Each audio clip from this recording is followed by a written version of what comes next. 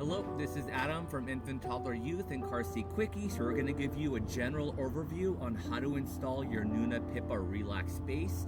Just remember, one installation is not going to be the same in every vehicle. You always want to check the manual of your car seat and your vehicle to know where everything is and what type of adjustments you need to make depending on your car. Now, before I install this into my Prius C, the first thing I want to do is release the load leg from under the base. So if I turn the base over, I'm going to see a load leg stored right underneath here. We're going to push the gray button to unlock it, and we're going to get this out. This we're going to adjust a little bit later, but we want to make sure it's out before we connect it to the vehicle. Now, if you don't know where the lower anchors are in your car, go ahead and check your owner's manual. In my car, there are little buttons with a picture of a car seat, and right below the buttons is a gap in the fabric of the seat, and right inside that gap is the lower anchor. And they're designed for car seats to attach directly to the vehicle. Now on the actual Relx Base, there are connectors, and you only need to grab one of them. You're gonna rotate it around, and the reason why you only need to grab one is because they both move at the same time. So they're always gonna be lined up together.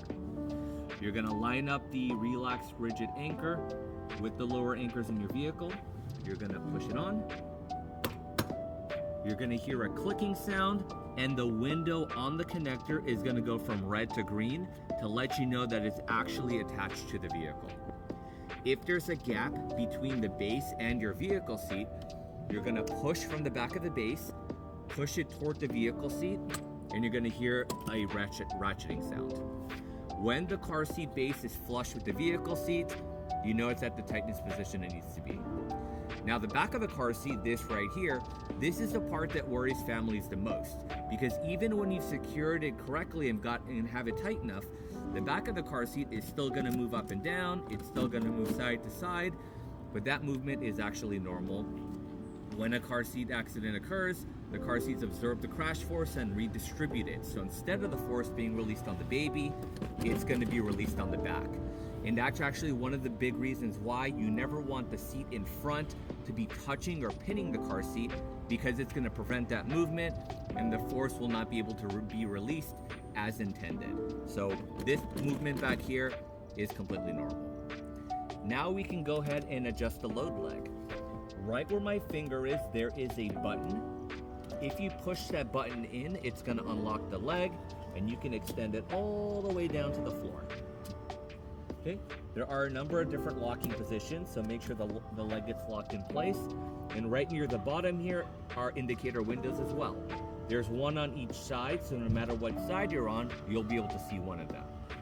Once that window is showing green, you know the leg is flat on the floor. Now, the leg is also not supposed to adjust the tilt of the car seat. So if you've extended the leg far enough where it's actually lifting up the back of the base, that's not correct. The car seat base should always be flush with the vehicle seat. So push that same button to retract it, make sure the base is flush, extend the leg only enough where it's locked and touching the floor, and then we have our window showing green. Now on the actual base, there's only one adjustment you have to make in terms of the child's weight. On the side here, you're gonna see a light blue section with level 1 and 2, and it says this is for babies between 4 and 20 pounds. Then you've got a dark blue section here. This is for babies between 21 and 32 pounds. So you don't have to use every single number. You will have 2 options for each weight class. Now to change the angle, there is a gray button on both sides of the base. You only have to push one or the other. That'll unlock the base so you can adjust the tilt, and then the number you're on will be highlighted. So don't forget, when your child is over 20 pounds, you will have to move it to the level 3 or 4 position. Now, if you ever need to remove the base from your vehicle, there is a gray trigger on each of the connectors, and it's also right by the indicator window. When you squeeze that button, it's gonna disconnect. You do the same thing for both sides, and now you can release the base completely.